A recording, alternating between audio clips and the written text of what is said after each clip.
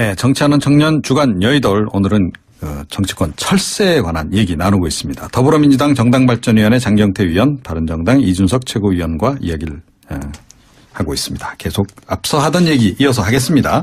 지금 국민의당 문제인데 안철수 대표 요즘 왜 그러실까요? 이준석 위원. 안철수 대표 그러니까 소위 이제 정리하자면은 내부에 이제 유성엽 의원이나 이런 분들이랑 좀 갈등 관계를 겪으면서 뭐 나갈 테면 나가라 뭐 이런 취지의 이제 이야기들이 이제 하고 계시잖아요. 그러니까 왜 그러냐는 거죠, 대체. 그러니까 본인이 지금까지 그 국민의당 창당에 성공적이었고 3당의 위치를 확보하는 데 성공했지만은 반대로 그 집이 이제 조금 불편한 시기가 온 거죠. 왜냐하면 아까 말했듯이 사실 대한민국 정당사에 유례가 없는 호남 지역구 플러스 비례라는 이런 조합으로 탄생한 정당이기 때문에 그 안에서 예를 들어 안철수 대표가 이게 내가 진짜 하고 싶었던 정치냐라는 거에 대해서 의문을 이제 던지고 있는 거죠. 왜냐하면 그 호남이라는 게 다른 게 아니라 민주당에서 이제 활동하는 정치인들이기 때문에 그 관성이 있기 때문에 3당의 역할에 만족하는 것이 아니라 끊임없이 이제 민주당과의 어떤 연대 또는 합당을 모색하는 그런 움직임 속에서 안철수라는 정치인은 본인이 어쨌든 영역을 만들어야 되는 거 아니겠습니까? 그게 충돌할 수밖에 없는 거죠. 네. 완벽하게 홀로서기를 뭐 나름 겨냥하고 있다. 이런 얘기신데요. 장 의원 어떻게 아무래도 이제 국민의당은 결국 호남 보수 세력의 창당 과정이 아니겠습니까? 기존에 이제 민주당이 노선 투쟁을 좀 심하게 했던 것은 수도권 진보와 호남 보수의 연대체였기 때문에 아무래도 그런 점들이 있었는데 동교동계가 소위 이제 개혁민주 세력으로 대변되는 친문과 결별을 하면서 내세운 인물이 안철수였죠. 근데 이제 호남에서의 지지율도 사실 시원치 않고 안철수 대표의 생각도 사실 어떤 의중을 가지고 원래 정치적 행보라는 건 기본적으로 세네수 정도를 앞서 보고 거기에 대한 명분과 의미를 쌓으면서 가셔야 되는데 도대체 이해 못하겠다는 건 말이에요. 그러니까 본인의 당의 어떤 본인이 만든 정당의 그 국회의원들 보고 나갈 테면 나가라 이런 발언들은 그러니까 이런 약간 제스처들은 대단히 좀 이해할 수 없는 행동들입니다. 네. 그러니까 이 홀로서기가 성공하기 좀 어려울 거다. 이렇게 두 분 다 이렇게 보시는 거네요. 근데 결국은 이게 사실은 이제 야권 쪽에서 이런 정계 개편 움직임이 이루어지는 게 또 거기에 상당히 영향을 많이 미칠 것으로 보이는 게 결국 문재인 대통령 지지율 아닙니까? 그렇죠. 문재인 그렇죠. 대통령이 지금처럼 계속 지지율을 이어간다면 야권의 상황도 더욱더 좀 혼미해질 수 있겠다 이런 생각이 좀 드는데 어떻게 보세요? 아무래도 이제 야권 내에서는 통합론이 계속 생길 수밖에 없고요.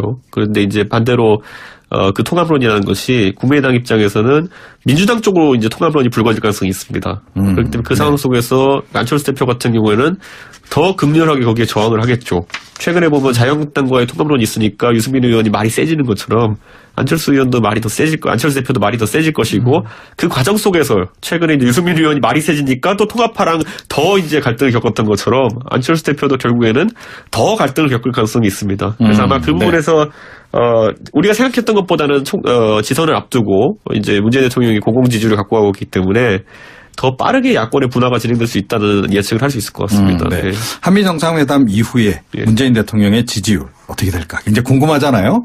지금 어떻게 보세요? 더불어민주당 쪽에서는. 이번에 트럼프 대통령의 1박 2일 방한은 그야말로 한편의 영화 같았다고 보입니다. 사실 네. 주한미군기지, 청와대, 한미 정상회담, 또 확대 정상회담, 공동 기자회견에 이어서 또 24년 만에 국회 연설 하시지 않았습니까? 또 날씨가 좀 악화돼서 못 갔지만 DMZ 방문과 국립현충원까지 정말 이 대한민국에서 어떤 명예와 대한민국 명예와 역사를 증명하는 장소들은 다 가셨단 말이에요. 그리고 북한에 대한 인권유린 실태에 대해서도 조목조목 거론하면서 하지만 비난보다는 거기에 대한 경고, 어떤 도발 의지를 차단하는 정도의 메시지를 던지셨기 때문에 아마도 이 문재인 대통령의 이 제안을 받아들인 것만으로도 한미 동맹의 굳건함을 좀 보여주는 사례가 아닌가 하는 생각이 듭니다. 긍정적으로 이제 일단 평가를 하셨는데 북한 인권에 대해서 그렇게 얘기했다고 그렇게 좋아하면서 왜 민주당은 북한 인권법에 동의를 안 해요? 그건 이제 남북교류와 평화를 위해서 저희도 그런 염두를 두고 하는 건데요. 그런 모순적인 거 하지 말라고. 그러니까 트럼프가 얘기하는 북한 인권은 좋은 거고 정작 의회에서는 북한 인권법에 동의를 안 하는 거예요. 외교적 문제이기 때문에 또 이 우리가 사강국에 둘러싸인 한반도 국가로서 네. 그 국제 정세를 염두에 두고 좀 저희가 판단해야겠죠. 북한 눈치를 본다? 그건 사강국의 얘기를 했지 제가 북한이라고 표현하지 않았죠. 약간 장 의원이 몰리는 듯한 느낌. 그러니까 이번 트럼프 대통령 방안으로 해서 이른바 코리아 패싱 논란. 네. 이게 좀 불식될까요? 어떻게 보세요? 코리아 패싱이라는 건요. 제 생각에는 진짜 트럼프 대통령이 진짜 문재인 대통령을 한번 바보 만들어 보겠다는 속된 말로 그런 의도가 아니라면은 그런 오늘 OBS 기자의 질문이 나왔을 때 거기다 대고 네 맞습니다 패싱입니다로 답할 일은 없습니다. 그렇기 때문에 그 그렇긴 하죠. 네. 단어 하나 또는 문장 하나로 이게 끝났다고 볼 수는 없는 거고요. 저는 이제 트럼프 대통령이 지니는 중국에 가서 이제 하는 행동들을 보면 나올 거라 봅니다. 왜냐하면 중국과 하는 내용들이 우리가 생전 처음 들어본 내용인데 상당한 수준의 합의라든지 이런 게 이루어진다면은 그게 코리아 패싱이죠. 그러니까 저는 오늘 있었던 뭐 단어 하나를 가지고 예를 들어 추미애 대표가 봐라 코리아 패싱 없지 않냐 이렇게 하는 것 자체가 코리아 패싱이라는 단어에 굉장한 부담감을 느끼고 있기 때문에 그런 것이 아닌가라는 생각을 하게 됩니다. 네. 코리아 반박 기회 패싱 드릴게요. 자체의 의미가 전 없었다고 보는데 코리아 패싱이라고 하려면 그 근거가 있어야 되는데 사실 거기에 대해서 설득력 있는 근거가 없었거든요. 그래서 코리아 패싱은 한국 언론이 좀 악의적으로 문재인 대통령의 외교적 성과들을 폄하하기 위해서 만들었기 때문에 저는 뭐 코리아 패싱이라는 단어 자체를 인정하지는 않습니다. 아니 현상은 있었죠. 예를 들어 미사일을 쐈는데 이게 방사폰지 미사일인지 미국한테 정보를 못 받아가지고 모른다 이런 건 코리아 패싱이죠. 그거를 외교적인 이제 코리아 패싱을 말하지는 않죠. 그러니까 미국이 이제 어찌됐건 안보적인 문제로 이것들을 우리 그 본인들이 이제 미사일 격추를 할 수 있었는데도 못했다든지 예를 들면 그런 부분들에 대해서 안보적 부분들을 정보를 공유할 수 없었기 때문에 아무래도 그 미국 입장에서는 본인들의 안보적인 문제로 저희 아마 한국과 공유하지 않은 것으로 알고 있습니다. 네. 코리아 패싱 논란은 앞으로도 계속 이어질 것으로 지금 예상이 됩니다. 그렇게 정리하고요. 다른 얘기 좀 해보죠. 예. 그런데 갑자기 국회에서 이 때 아닌 색깔론이 등장을 했단 말이에요. 자유한국당 전희경 의원이 운영위 국감에서 그것도 대타 투입이 된 거로 봐서 뭔가 이렇게 당 지도부 쪽에서 일부러 이렇게 투입을 한 게 아닌가 이렇게 여겨지는데 임종석 비서실장 상대로 해서 이 주사파 전대협 운동권이 청와대를 장악하고 있다 이런 문제 제기를 했단 말이죠.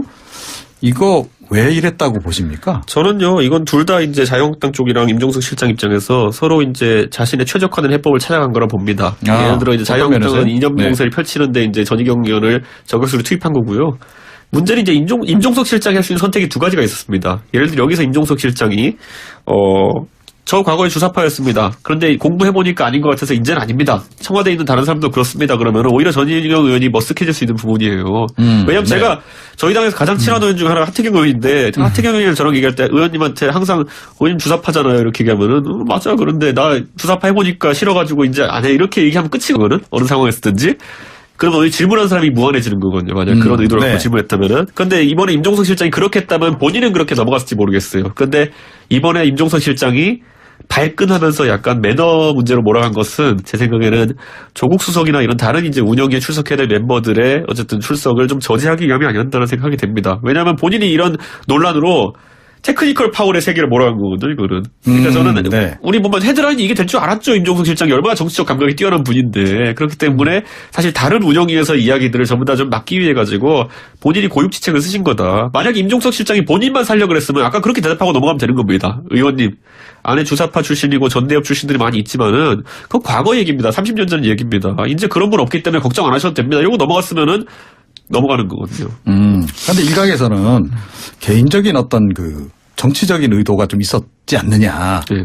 그러니까 이번 기회를 활용해서 사실은 굉장히 또 이렇게 존재감을 과시했잖아요. 네, 그렇죠. 그래서 내년 뭐 지방선거 관련해서 존재감 과시 차원에서 일부러 그런 거 아니냐 이런 지적도 있던데. 그랬다면 그것보단 좀 더 젠틀하게 예를 들어 문재인 대통령께서 자신을 비난하는 예를 들어 그 현수막을 들고 있는 분들한테 가서 악수를 청한 것처럼 본인만을 생각했다면 좀 더 멋있게 끝낼 수 있는 방법들이 있었을 거라 좀 봅니다. 네. 근데 이번에는 어쨌든 이미지가 주사파 단어에 발끈한 이미지거든요. 근데 그건 제 생각에 오히려 임종석 실장이 청와대를 담당하는 비서실장이기 때문에 조직 방어 논리가 좀 작용했다 봅니다. 내선에서 막아내겠다. 그렇죠. 그리고 저는 그건 굉장히 좋은 자세를 봅니다. 청와대 실장 입장에서는. 네. 어떻게 생각하세요? 저는 뭐 사실 이준석 최고위원의 의견을 거의 동의할 수 없고요. 그러니까 주사파라는 말 자체가 동의를 안 한다는 말씀을 굉장히 돌려서 얘기를 하죠. 30년 주사파 30년 전 이야기입니다라고 표현한 순간 청와대에 있는 분들이 30년 전 주사파였냐? 사실 그런 건 아니거든요. 그래서 결국 주사파 맞죠? 임종석 실장이. 좀 다른 거기에 대해서 체크를 좀 하셔야 될 것 같고요. 전 일단 기본적으로 80년대 학생운동을 하셨던 분들이 인권과 민주주의를 짓밟고 유린한 군부 독재에 맞서서 싸웠던 민주투사라고 봅니다. 그냥 민주투사를 왜 자꾸만 주체사상파라고 표현하는지 그거에 대해서 동의할 수 없고요. 또 이런 것들을 아직도 색깔론으로 더럽히는 전희경 의원의 논리 자체가 아니 30년 된 육공화국 헌법도 지금 낡았다고 이야기를 하면서 또다시 30년 전 얘기를 하면 어쩌다는 겁니까? 그러니까 정말 이 논리도 없고 명분도 없고 본인의 어떤 자신의 어떤 그런 어떤 고민도 없는 정말 안타까운 발언이었습니다. 저는 전희경 의원 잘했다 한 적이 없어요. 근데 전희경 의원이 이게 개인적인 판단으로 그랬을까요? 아니면 재추정처럼 역시 당 지도부가 좀 이렇게 나가서 한번 좀 해라. 뭐 이래서 그랬을까요? 어떻게 보세요? 뒤집어 말하면요. 이제 청와대가 이제 들어온 지 6개월째잖아요. 근데 임종석 실장이 뭐 일은 많이 하고 이렇게 하는데 실제로 책 잡힐 일이 아주 그렇게 많지는 않습니다. 그렇기 그렇죠. 때문에 네. 결국에는 운영이 나가가지고 버릴 이슈가 별로 없었기 때문에 고육지책으로 이제 이념론을 꺼낸 것 같은데 제 생각에는 뭐 어쩔 수 없었다 봅니다. 이게 트럼프 대통령 방안하고 또 관련은 없을까요? 글쎄요. 뭐 시점이 또 딱 이렇게 맞아떨어지기 때문에 네. 그런 의혹을 제기하는 사람도 없잖아 있거든요. 뭐 그건 너무 나은 것 같고요. 트럼프 대통령이 한국의 뭐 대통령 비서실장이 주사 파인지에 대해서 별로 관심이 있을 것 같지는 않고 그 정도는 이미 대국민용으로. 그 정도는 이미 아마 CIA에서 보고서 다 올렸을 겁니다. 그러니까 트럼프 대통령에게 뭔가 메시지를 주기 위함보다는 네. 이번 기회에 트럼프 대통령이 맞습니다. 방한하는 이 상황에서 우리 지금 안보 상황이 굉장히 위중한데 이 청와대에 이 전부 다 이 주사파들이 있어서 안보 걱정이다.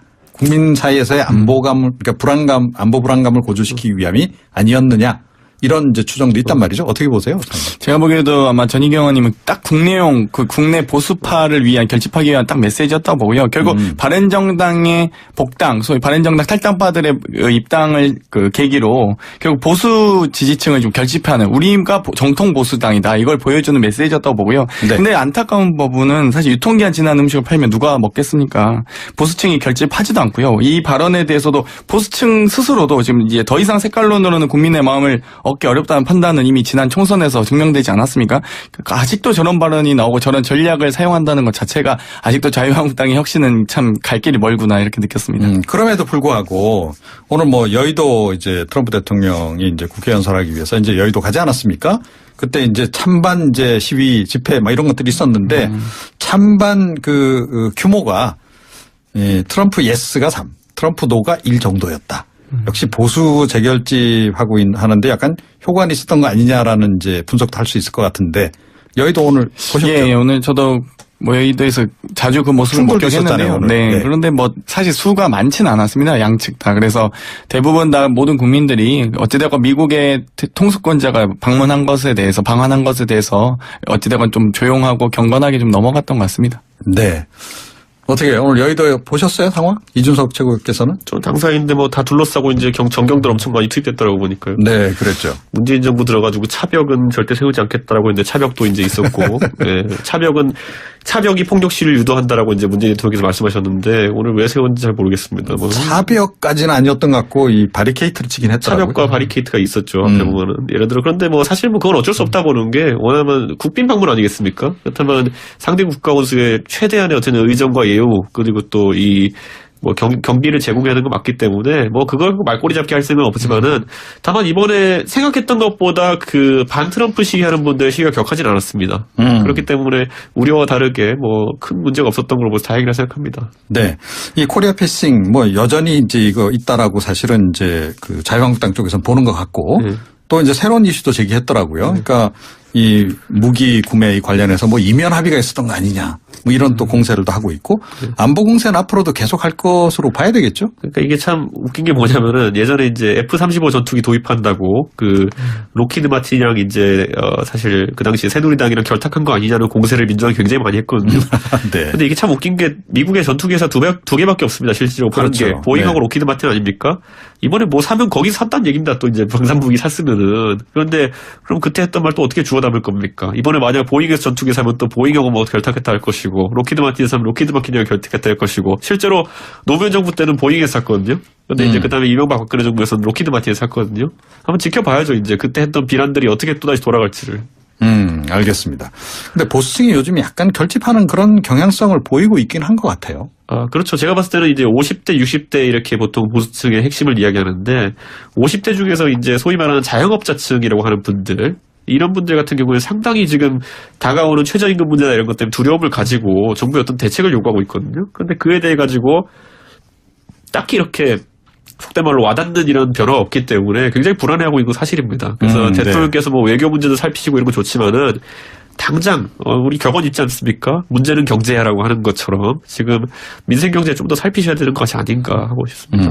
그 연장선에서 이제 조금 전에 우리가 이제 바른정당 통합파, 예. 뭐 철새 논란도 이제 얘기를 했었는데 바른정당 통합파가 어찌됐건 일부 복당하고 나면 예. 바른정당은 이제 힘이 많이 빠질 것이고 중도가 아무래도 세가 좀 줄면서 결국 보수들이 자유한국당 중심으로 재결집하려고 하는 움직임이 있지 않겠냐. 자유한국당 지지율이 그래서 올라가지 않겠냐 이런 관측도 있는데 어떻게 보십니까? 박사님? 저는 좀 그 시나리오가 어렵다고 보는 게 어찌되었건 이 바른정당 탈당파들이 명분이 있었어야 되는데 명분 있는 탈당을 결행했어야 되는데 그 전에 새누리당에서 탈당할 때는 명분이 있었거든요. 결국 어떤 박근혜 대통령의 어떤 적폐 어떤 그런 국정농단에 대해서 대단히 분노했던 것들이고 그 국민들을 약간 대변했기 때문에 바른정당이 탄생할 수 있었는데 지금 아무것도 변하지 않는 기존의 당으로 들어가는 것이 자체가 국민들이 어떻게 보겠습니까? 배고픈 정의보다는 배부른 부정이 더 좋다는 것 같아 보일 수 있고요. 국민이 보수를 혁신하라고 했던 건 기존의 이익만을 쫓아서 어떤 불법과 부정을 자행했던 그 세력을 심판하라고 했던 건데 결국 자유한국당의 혁신이가 했던 건 고작 박근혜 전 대통령 출당 논란 이 정도밖에 없거든요. 사실 거기서 바른정당 탈당파가 갑자기 복당을 하면 혁신이 되겠습니까? 자유한국당에? 제가 사실 그건 아닌 것 언론에서 같아요. 이제 공개할 수 있는 게 뭐냐면 결국 바른정당 탈당파라는 분들 또는 복당하시는 분들의 목표라는 거는 자유한국당을 이런 표현하면 모르겠지만 접수하겠다는 겁니다.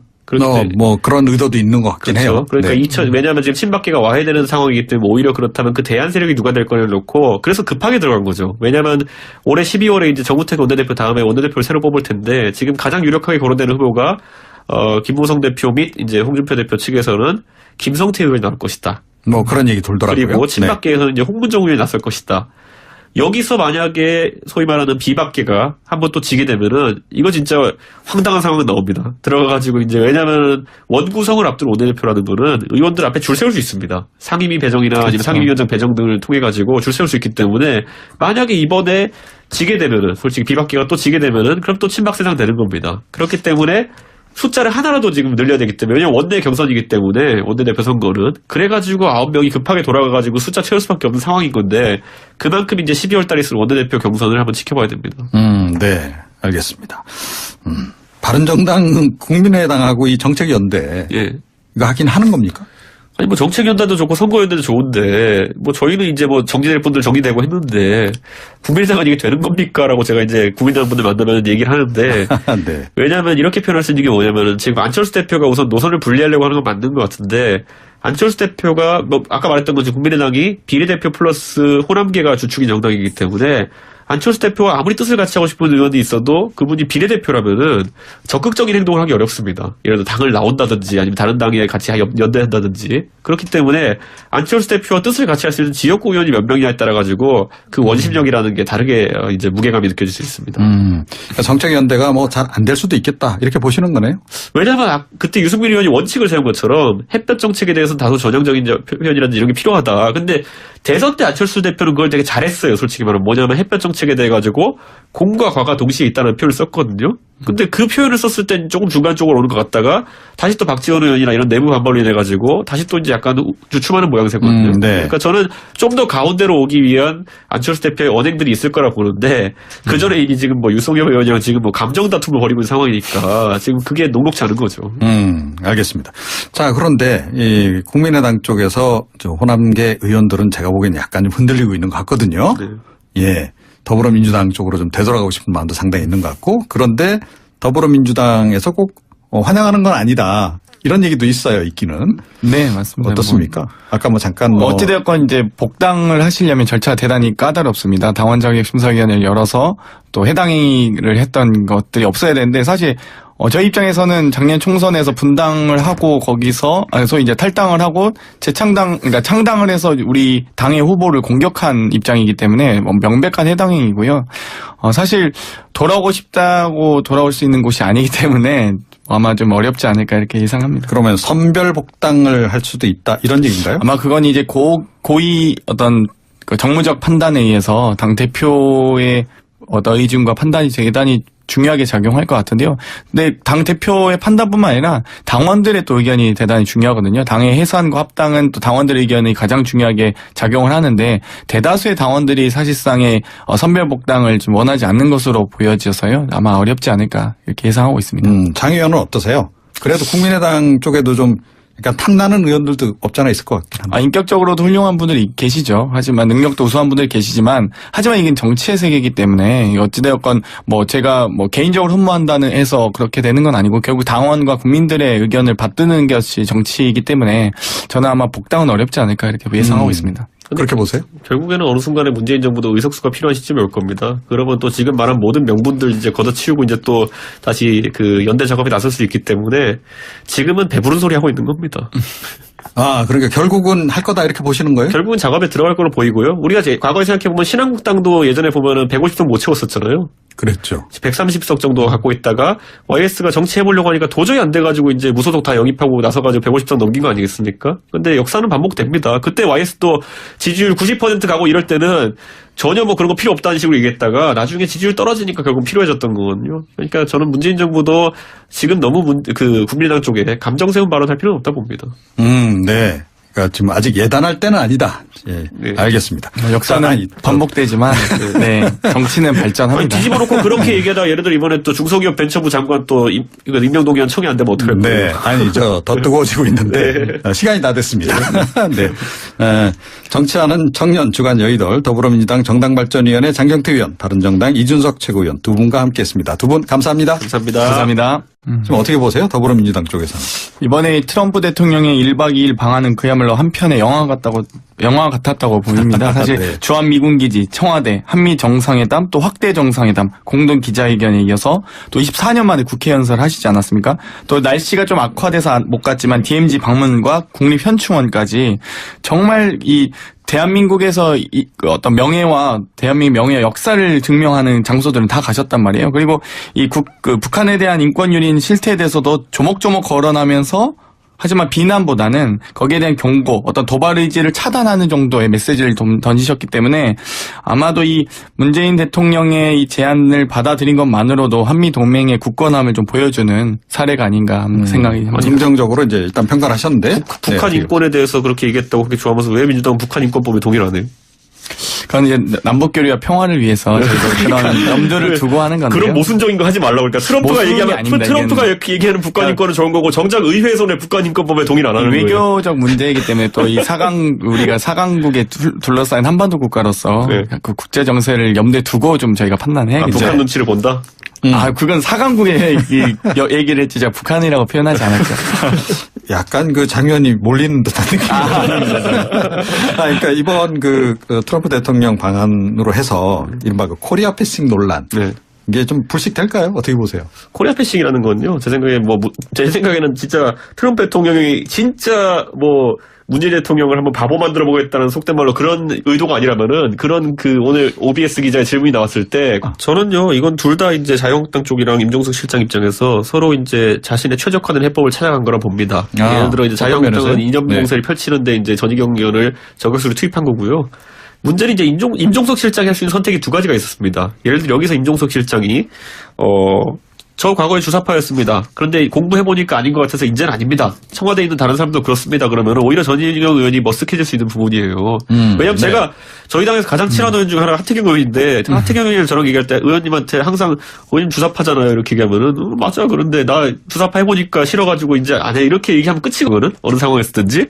그러면 질문한 사람이 무한해지는 거거든요. 만약 그런 의도를 갖고 질문했다면은. 근데 이번에 임종석 실장이 그렇게 했다면 본인은 그렇게 넘어갔을지 모르겠어요. 근데 이번에 임종석 실장이 발끈하면서 약간 매너 문제로 몰아간 것은 제 생각에는 조국 수석이나 이런 다른 이제 운영위에 출석해야 될 멤버들의 어쨌든 출석을 좀 저지하기 위함이 아니었다는 생각이 됩니다. 왜냐하면 본인이 이런 논란으로 테크니컬 파울의 세계를 몰아간 거거든요, 이거는. 그러니까 저는 우리 보면 헤드라인이 이게 될 줄 알았죠. 임종석 실장이 얼마나 정치적 감각이 뛰어난 분인데. 그렇기 때문에 사실 다른 운영위에서 이야기들을 전부 다 좀 막기 위해 가지고 본인이 고육지책을 쓰신 거다. 만약에 임종석 실장이 본인만 살려 그랬으면 아까 그렇게 대답하고 넘어가면 되는 겁니다. 의원님. 안에 주사파 출신이고 전대협 출신들이 많이 있지만은 그건 과거 얘기입니다. 30년 전 얘기입니다. 이제 그런 분 없기 때문에 걱정 안 하셔도 됩니다. 이거 넘어갔으면은 넘어가는 거거든요. 그런데 일각에서는 개인적인 어떤 정치적인 의도가 좀 있었지 않느냐. 네. 그러니까 이번 기회를 활용해서 사실은 굉장히 또 이렇게 존재감을 과시했잖아요. 네, 그렇죠. 그래서 거기다 대고 네 맞습니다. 패싱입니다를 답할 일은 없습니다. 그렇기 때문에 단어 하나 또는 문장 하나로 이게 끝났다고 볼 수는 없는 거고요. 저는 이제 트럼프 대통령이 지니는 중국에 가서 이제 하는 행동들을 보면 나올 거라 봅니다. 아. 왜냐하면 중국과 하는 내용들이 우리가 생전 처음 들어본 내용인데 상당한 수준의 합의라든지 이런 게 이루어진다면은 그게 코리아 패싱이죠. 그러니까 저는 오늘 있었던 뭐 단어 하나를 가지고 예를 들어 추미애 대표가 봐라 코리아 패싱 없지 않냐 이렇게 하는 것 자체가 코리아 패싱이라는 단어에 굉장한 부담감을 느끼고 있기 때문에 그런 것이 아닌가라는 생각을 하게 됩니다. 네. 코리아 한 바퀴 패싱 드릴게요. 자체의 의미가 전 없었다고 보는데 코리아 패싱이라고 하려면 그 근거가 있어야 되는데 사실 거기에 대해서 설득력 있는 근거가 없었거든요. 그래서 코리아 패싱은 한국 언론이 좀 악의적으로 문재인 대통령의 외교적 성과들을 폄하하기 위해서 만들었기 때문에 저는 뭐 코리아 패싱이라는 단어 자체를 인정하지는 않습니다. 아니 현상은 있었죠. 예를 들어 미사일을 쐈는데 이게 방사폰지 미사일인지 미국한테 정보를 못 받아가지고 모른다 이런 건 코리아 패싱이죠. 그거를 외교적인 이제 코리아 패싱을 말하지는 않죠. 그러니까 미국이 이제 어찌됐건 안보적인 문제로 이것들을 우리 그 본인들이 이제 미사일을 격추를 할 수 있었는데도 못했다든지 예를 들면 그런 부분들에 대해서 안보적 부분들 정보를 공유할 수 없었기 때문에 아무래도 그 미국 입장에서는 본인들의 안보적인 문제로 저희 아마 한국과 공유하지 않은 것으로 알고 있습니다. 네. 코리아 패싱 논란은 앞으로도 계속 이어질 것으로 지금 예상이 됩니다. 그렇게 정리하고요. 다른 얘기 좀 해보죠. 예. 그런데 갑자기 국회에서 이 때 아닌 색깔론이 등장을 했단 말이에요. 자유한국당 전희경 의원이 운영위 국감에서 그것도 대타 투입이 된 거로 봐서 뭔가 이렇게 당 지도부 쪽에서 일부러 이렇게 투입을 한 게 아닌가 이렇게 여겨지는데 임종석 비서실장 상대로 해서 이 주사파 전대협 운동권이 청와대를 장악하고 있다 이런 문제 제기를 했단 말이죠. 이거 왜 이랬다고 보십니까? 그렇지 않고 안철수 대표의 생각도 사실 어떤 의중을 가지고 정치적인 원래 정치적 행보라는 건 기본적으로 세네 수 정도를 앞서 보고 거기에 대한 명분과 의미를 쌓으면서 가셔야 되는데 도대체 이해 못하겠다는 건 말이에요. 그러니까 본인의 당의 어떤 본인이 만든 정당의 그 국회의원들 보고 나갈 테면 나가라 이런 발언들은 그러니까 이런 약간 제스처들은 대단히 좀 이해할 수 없는 행동들입니다. 네. 그러니까 이 홀로서기가 성공하기 좀 어려울 거다. 이렇게 두 분 다 이렇게 보시는 거네요. 근데 결국은 이게 사실은 이제 야권 쪽에서 이런 정계 개편 움직임이 이루어지는 게 또 거기에 상당히 영향을 많이 미칠 것으로 보이는 게 결국 문재인 대통령 지지율 아닙니까? 그렇죠. 예, 문재인 대통령이 지금처럼 계속 지지율을 이어간다면 야권의 상황도 더욱더 좀 혼미해질 수 있겠다 이런 생각이 좀 드는데 어떻게 보세요? 아무래도 이제 야권 내에서는 통합론이 계속 생길 수밖에 없고요. 그런데 이제 반대로 그 통합론이라는 것이 국민의당 입장에서는 민주당 쪽으로 이제 통합론이 불거질 가능성이 있습니다. 그렇기 때문에 그 상황 속에서 안철수 대표 같은 경우에는 더 극렬하게 거기에 저항을 하겠죠. 최근에 보면 자유한국당과의 통합론이 있으니까 유승민 의원이 말이 세지는 것처럼 안철수 의원도 말이 더 세질 거, 안철수 대표도 말이 더 세질 것이고 그 과정 속에서 최근에 이제 유승민 의원이 말이 세지니까 또 통합파랑 더 이제 갈등을 겪었던 것처럼 안철수 대표도 결국에는 더 갈등을 겪을 가능성이 있습니다. 그래서 아마 그 부분에서 우리가 생각했던 것보다는 지선을 앞두고 이제 문재인 대통령이 공공 지지율을 갖고 가고 있기 때문에 더 빠르게 야권의 분화가 진행될 수 있다는 예측을 할 수 있을 것 같습니다. 네. 네. 한미 정상회담 이후에 예. 문재인 대통령의 지지율 어떻게 될까 굉장히 궁금하잖아요. 네, 정치하는 청년 주간 여의돌 오늘은 정치권 철새에 관한 얘기 나누고 있습니다. 더불어민주당 정당발전위원회 장경태 위원, 바른정당 이준석 최고위원과 이야기를 하고 있습니다. 계속 앞서 하던 얘기 이어서 하겠습니다. 이제 국민의당 문제인데 안철수 대표 요즘 왜 그러실까요? 이준석 위원. 안철수 대표 그러니까 소위 이제 정리하자면은 내부에 이제 유성엽 의원이나 이런 분들이랑 좀 갈등 관계를 겪으면서 뭐 나갈 테면 나가라 뭐 이런 취지의 이제 이야기들이 이제 하고 계시잖아요. 그러니까 왜 그러냐는 거죠, 대체. 그러니까 본인이 지금까지 그 국민의당 창당에 성공적이었고 3당의 위치를 확보하는 데 성공했지만은 반대로 그 집이 이제 조금 불편한 시기가 온 거죠. 왜냐하면 아까 말했듯이 사실 대한민국 정당사에 유례가 없는 호남 지역구 플러스 비례라는 이런 조합으로 탄생한 정당이기 때문에 그 안에서 예를 들어 안철수 대표가 이게 내가 진짜 하고 싶었던 정치냐라는 거에 대해서 의문을 이제 던지고 있는 거죠. 왜냐하면 그 호남이라는 게 다른 게 아니라 민주당에서 이제 활동하는 정치인들이기 때문에 그 관성이 있기 때문에 3당의 역할에 만족하는 것이 아니라 끊임없이 이제 민주당과의 어떤 연대 또는 합당을 모색하는 그런 움직임 속에서 안철수라는 정치인은 본인이 어쨌든 영향을 만들어야 되는 거 아니겠습니까? 그게 충돌할 수밖에 없는 거죠. 네. 그러니까 완벽하게 홀로서기를 뭐 나름 겨냥하고 있다. 이런 얘기신데요. 장 의원 어떻게 아무래도 이제 국민의당은 결국 호남 보수 세력의 창당 과정 아니겠습니까? 기존에 이제 민주당이 노선 투쟁을 좀 심하게 했던 것은 수도권 진보와 호남 보수의 연대체였기 때문에 아무래도 그런 점들이 있었는데 동교동계가 소위 이제 개혁민주 세력으로 대변되는 친문과 결별을 하면서 내세운 인물이 안철수였죠. 근데 이제 호남에서의 지지율도 사실